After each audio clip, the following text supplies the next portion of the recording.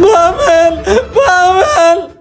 আইরে বেড়া, আমার বাপে কইছে এক মান এক পোলা করে ওই পুকুরে টাইনা লয়ে জায়গা, যে পুকুরে আমরা গোসল করতে যামু।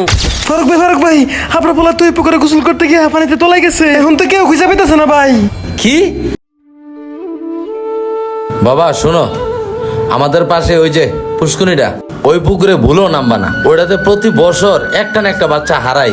বাবা তুমি মাত্র আমার একটা পোলা, কথা বোঝো না বাবা, আমার কথা শোনো।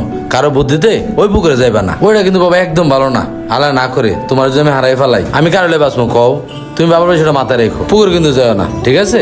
আরে আব্বা, আমি যে ডুববো এমন কোন কথা আছে কও? আমার লগে তো আরো পোলা পান ডুবাইবো। আরে না রে বাবা, তুমি বুঝতে আসো না। বাবা আমি শুনছি এই পানিতে এক মার এক পোলা থাকলে টাইনা নিয়ে যায়। বাবা প্রয়োজনে আমি তোমার পার্কে লয়ে যাবো, ওখানে সুন্দর সুন্দর সুইমিং পুল আছে, ওখানে যত সাঁতার লাগে বাবা আসি আর লোকজন আছে, সবার সামনে সাঁতারিবা, তখন আর